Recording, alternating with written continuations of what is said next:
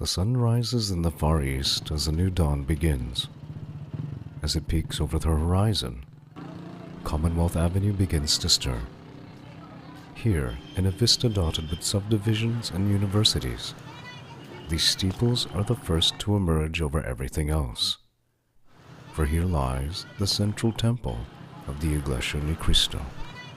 I was 16 at that time, so it just seemed like a huge, magnificent palace. And it's really, really big and sparkly.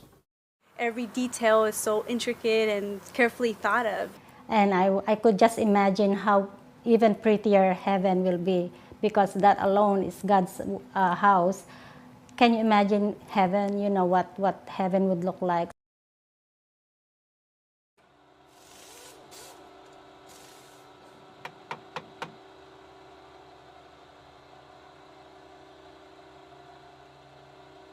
While it is now a landmark, this was not the case in 1982 when construction began for the central temple.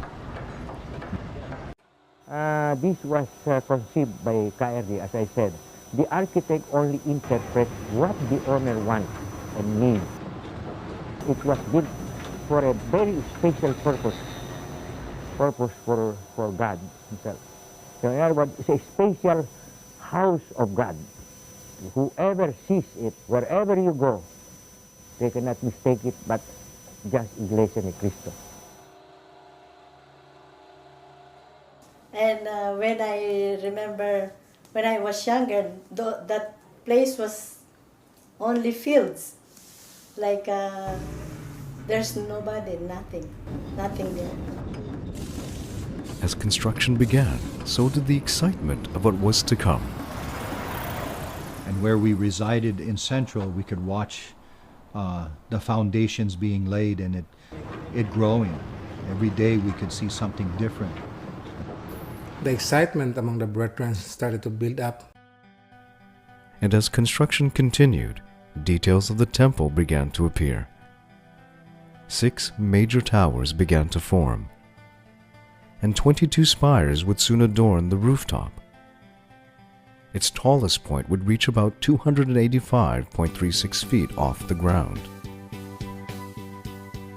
In total, with 5 main areas for worship being constructed, the temple would soon cover an area of about 3,670.58 square meters. Resting on a hill, even in the early stages of construction, it would already be a sight to see. Coming from the Eastern Seaboard, we were hearing thousands, more than 10,000 people can fit in this temple, and we were just amazed at that news. The brethren were talking about it, the officers were talking about it. I was trying to find a way to get there. 7,000 delegates would be chosen from across the Philippines and around the world to attend this historic event. We had the official card that we were delegates. When the time to travel finally arrived, brethren would find themselves on airplanes with other brethren, all with the same purpose. 1 hour before the plane landed, we had our carry-ons on our laps. And we took our carry-ons already. Yeah, we took them out, and we're so excited. And the stewardess came over and goes, "Excuse me, but we still have an hour of the flight." We're like, "No, we're kind of excited, so we'll just leave it right here," So we were we were really excited.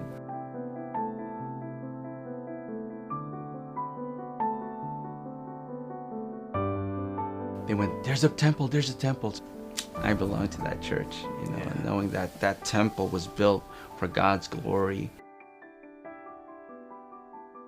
And it was an honor for us to be there.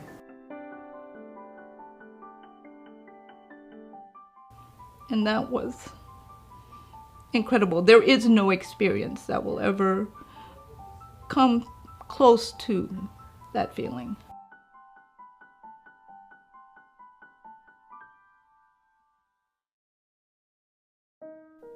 The main entrance is slightly elevated with marble floors. 5 crystal chandeliers hang from the high ceiling of the main hall. Adorning the geometric lines and intricate details of the hand-carved woodwork. A 200-seater main choir loft is the backdrop, with sunbursts reflecting light on the mahogany wood.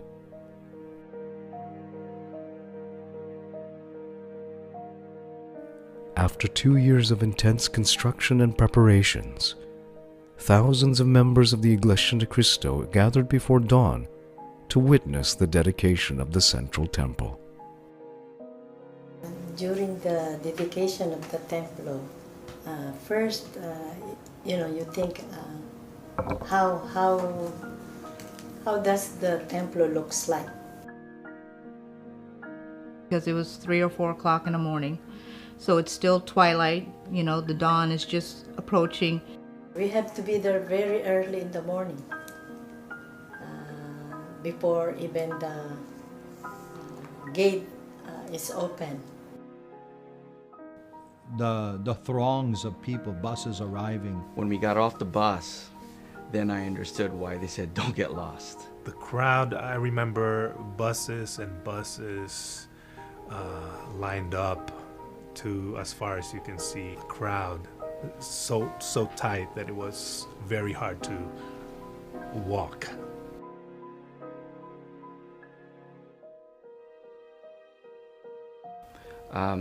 You can see in their faces that some were kind of worried that they may not get in, but I think the mode or the feeling in there was they were just glad to be there, to be at that site in the compound. We're gathering in one spot to celebrate our faith.